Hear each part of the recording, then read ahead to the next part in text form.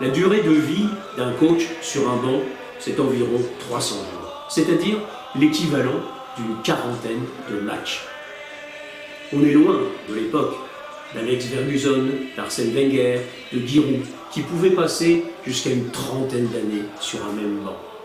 La précarisation du métier de coach en fait un véritable métier insensé.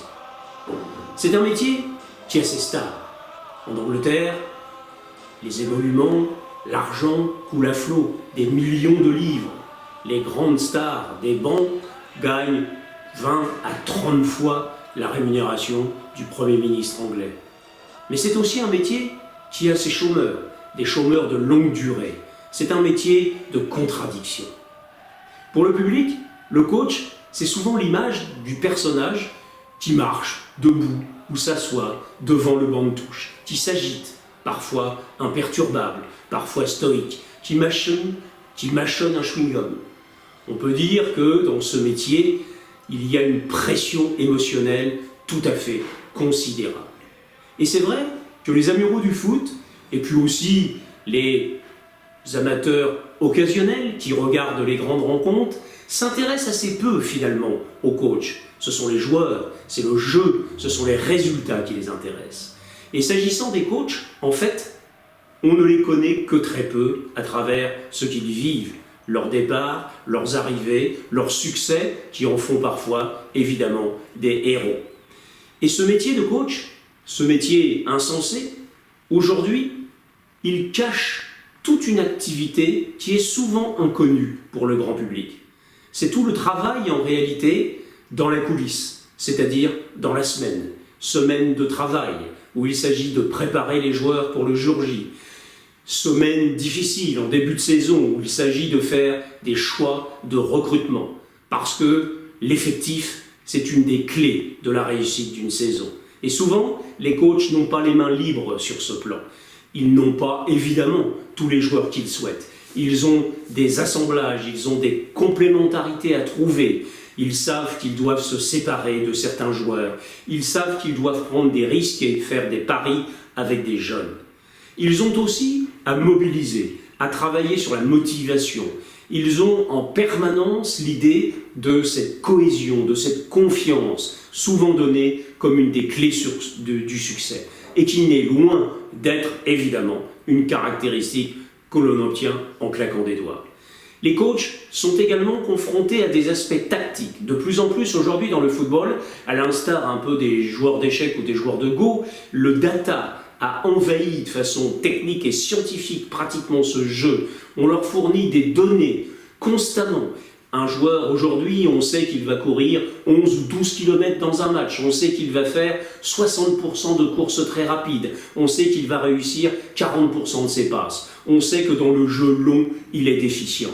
Toutes ces données, des données considérables aujourd'hui, viennent alimenter la réflexion des coachs avec leur staff dans le travail de préparation. Le métier a changé, dit Tease. Il n'est plus du tout comme il était auparavant.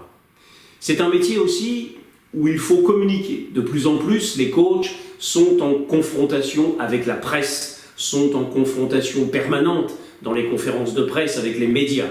Ils ont affaire avec les questions pièges. Est-ce que vous serez encore sur le banc la semaine prochaine? Ils ont aussi affaire avec des questions redoutables qui concernent la vie intérieure du groupe. Est-ce que votre groupe vous fait toujours confiance? Les coachs, également, ont à relever le défi à chaque match, 2 heures avant en général, et dans un temps fort qui dure 10 à 15 minutes maximum, ce que l'on appelle la causerie. Pep Guardiola dit « La causerie, c'est mon match à moi ». Et ici, on les attend comme des communicants, capables d'avoir un impact, capables d'avoir une influence positive sur leur groupe, à la fois pour désinhiber, mais à la fois aussi pour stimuler et créer les conditions du succès. Au total, les coachs aujourd'hui sont à la fois des techniciens, des psychologues, des communicants, des stratèges.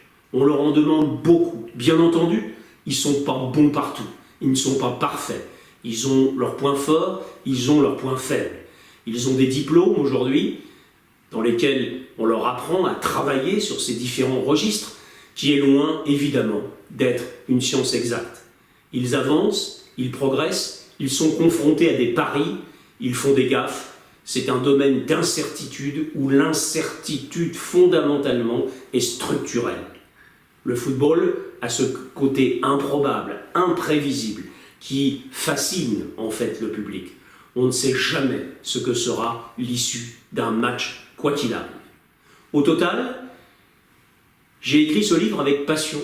Passion parce que vivre auprès des coachs, parler à leur oreille, vivre en même temps leurs joies et leurs infortunes, c'est aussi se rendre compte qu'il y a une dimension profondément humaine dans ce métier. Dur, difficile, mais passionnant. C'est souvent ça qui les tient. Donc j'ai voulu dans ce livre faire partager le quotidien de cette vie de coach, de cette vie sur les bancs, qui n'est pas simple, mais qui est quelque part exaltante. En conclusion du livre, 32 coachs ont été interrogés sur la question clin d'œil de la couverture de ce livre. Ils avaient garé l'autobus devant les buts et on a quand même réussi à marquer.